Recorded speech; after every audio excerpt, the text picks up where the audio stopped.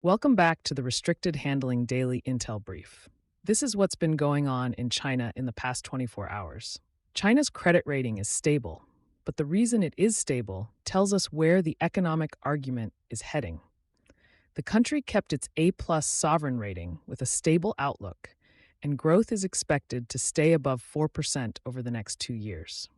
China still has strong manufacturing, resilient supply chains, large financial resources, and the ability to direct investment toward priority sectors. The problem is not an immediate collapse. It is an economy that remains much better at producing than convincing households to spend.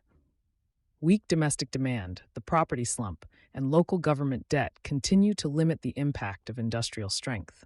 Artificial intelligence, electronics, clean energy, and advanced manufacturing can support exports and national power. They do not automatically restore confidence for a family watching home values fall or waiting for an unfinished apartment. Beijing can keep the headline numbers stable. The harder task is shifting income and security toward households without launching another huge investment cycle that produces even more factories, infrastructure, and debt. That is why the latest housing reform matters. China plans to favor the sale of completed homes and require pre-sale projects to have their main structures topped out before developers market units. Local governments will also be encouraged to move existing commercial inventory. The old pre-sale model allowed developers to use buyer deposits to fund construction. When builders failed, families could be left paying mortgages on apartments that did not exist. Selling more finished homes can reduce that risk and rebuild trust. It can also expose weak developers sooner because they will have to finance more construction before collecting money from buyers. The details will decide whether the reform works. Escrow rules must be enforced. Existing unfinished projects need a solution. Local governments must protect buyer deposits, even when a developer has political connections. If families believe the rules are real, the change could help demand. If they see another temporary campaign, they will keep waiting. That's it for today's tour through the world's least relaxing headlines. If this was useful, leave a review or comment. For the deeper dive, head to restrictedhandling.substack.com. Stay sharp. Factory activity is still telling a cautious story. Economists expect the official Purchasing Managers' Index to remain just below the line that separates expansion from contraction. Typhoons disrupted some production, but weak orders and property-linked caution are the deeper problems. Beijing is using targeted financing tools instead of a giant rate-driven rescue. That protects bank margins and keeps support focused on strategic industries, but it can widen the gap between favored technology companies and ordinary private firms. The numbers to watch are employment, new orders, private credit, and household spending. Export volume can look excellent even while domestic confidence stays weak. China's industrial policy is very good at creating capacity. The next stage is proving that the capacity can generate profitable demand instead of price wars, subsidies, and friction with overseas markets. Across the Taiwan Strait, the story is about turning money and geography into resilience. Taiwan is preparing the Penghu Islands as an early defense hub. Penghu sits about 50 kilometers west of Taiwan and hosts radar, missiles, airfields, and a growing drone force. Troops are rehearsing dispersal and the protection of critical sites. Local residents and businesses would also become part of wartime logistics. The islands can give Taiwan earlier warning and a base for anti-ship operations.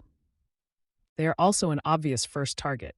China could attack communications, power, runways, sensors, and command links before trying to move larger forces. Penghu only complicates Beijing's planning if units can survive, communicate, repair equipment, and keep supplies moving.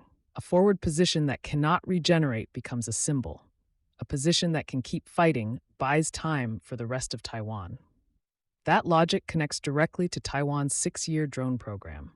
The island plans to spend more than $7 billion and build a domestic supplier base using non-Chinese components. Drone exports have already grown sharply from a tiny starting point. The challenge is quality at scale. Secure radios, sensors, motors, software, electronic warfare resistance, and repair systems are harder than assembling airframes. Annual legislative approvals and delayed designs could slow the program just when predictable orders are needed to expand factories. This is an industrial policy bet, not simply a weapons order.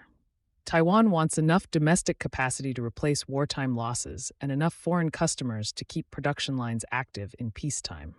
Beijing benefits if political fights fragment standards or delay contracts. Taipei benefits if oversight prevents waste without making every year another procurement crisis.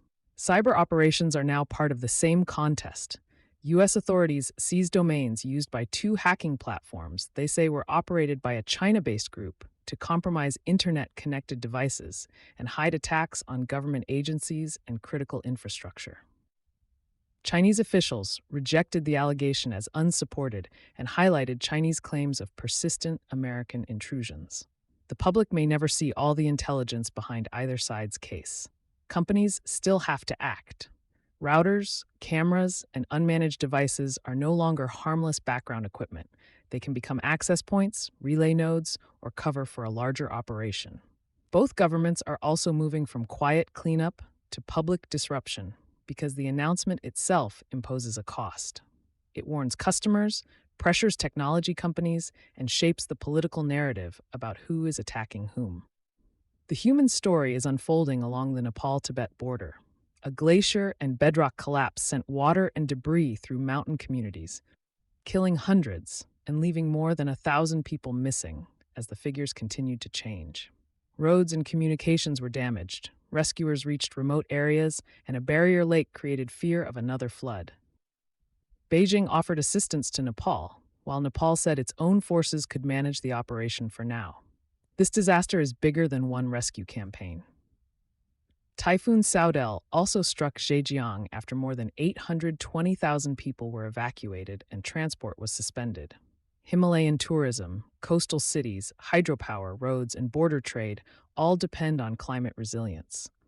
China's response will be judged by the quality and openness of warnings, data, and rescue access.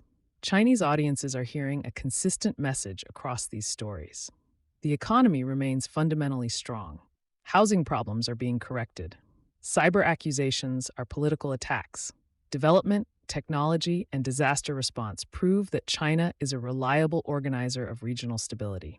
The strongest parts of that message are backed by real state capacity. The weak point is trust. Families, firms, Taiwan, and neighboring governments all want evidence that rules, information, and support will remain dependable when the political cost rises. So watch completed home sales, private orders, Penghu logistics, drone production standards, and disclosure from the disaster zone. They may look like separate stories, but they all measure the same thing: whether Chinese and Taiwanese institutions can turn impressive capacity into durable confidence.